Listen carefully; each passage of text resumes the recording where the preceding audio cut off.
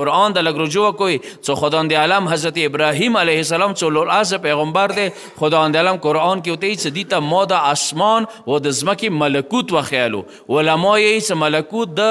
اسمان ځمکې باطن ته ویلی شي دنیا پرست صرف د دنیا ظاهر نه مین شوي دي اولیاء الهي هغه کسان دي چې هغوی باطن ته ځان رسوي باطن والا کسان بیا شک نه کوي ورځ نه به ورځ ابراهیم علیه السلام لارې باندې ارسي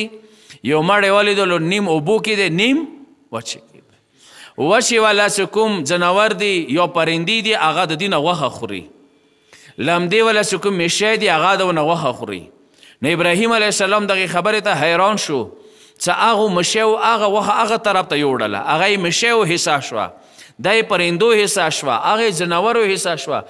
دا هغه غوښه دوره تقسیم در تقسیم مختلفو اجزاو کې مختلفو ځناورو حشرات پرند درند چرند او د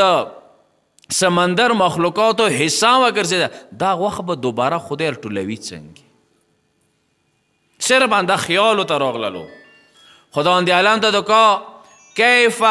تحیی الموتا خدایا ته د مردگان څنګه زنده کوي اوس خدای څه دی اولم تؤمن آیا ایمان ده نیشته ابراهیم علیه السلام ته دکا نه خود ایمان مشته خو لیطمئن قلبی سوچ که غواړم څه زړه ته مشي میلو شي اطمینان میلو شي دلته امام نه روایت است دغ لیطمئن قلبی نه مراد چی ده امام علیه السلام چې دینه مراد ده چې ابراهیم یقین و خو غوښتو چې یقیني مکمل شي چه شي کمال ته ورسیږي زیات شي ځنه وخت کې مکسو چې مو اهل بیت علیهم السلام به دې مقام نه بلندي چې امیر المؤمنین یې لو کشف الغطاء لما ازددت یقینا که د یقین ټولې پردې د غیب ټولې پردې حجابات لرې شي علی یقین کې اضافه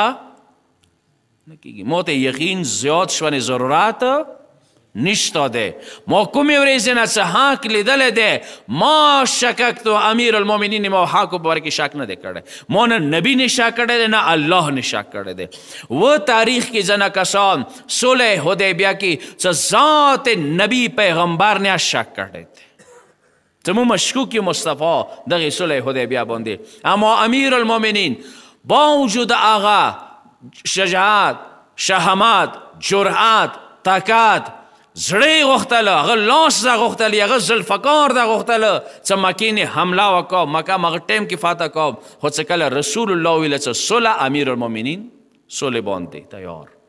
ویله ما ذرې برابر د رسول صلی نه شک نه دی کړی اما ځینې کسان هغه ټایم کې ویله څه نه مو د نبي نبوت نه شکمن شولو څه ویلې صلح وشوله خو بهرحال دغه یقین دی چې حضرت ابراهیم علیه السلام یې غواړي نو دغه څلور پرندې زابې کا سرونه ته نه کېږده او نوره ټوله غوښه بوټې بوټې کیما کیمای کا یو بل سې ګاډه واډه کا دا به بالکل داسې مکس شي چې بېلولې طریقه به نه وي بیا څلورو غرو باندې لږه لږه کېږده وه او بیا ما هغه شیوه که هغه نه بعد داسې اوس غاږ ورته وکړه چې کومې پرندې غوښه د خپل هر غره نه خپله غوښه وچتېدله خپله پرنده ونه جوړېدله کوترې وله خپله غوښه میلاو شوه بټیر وله خپله نورو وله خپله میلاو شوله ورته د کا چې دغه غوښه چې تا څلورو پرندو وله یو ځای کیما کړله زه خداوند عالم د قدرت لرم چې هره غوښه خپلې پرندې ورسوم ورځې قیامت به هر بشر اندغې خاورې نه پڅېږي مغې چهرې سره به پڅېږي صرف دا نه ګوتو بندونه بیا مغش شوي او ګوتو کې کومې لکیرې دي هغه کې به ذرې سیم برابر فاک نه رسي انه علی کل شیء قدیر هغه هر شي باندې قدرت لري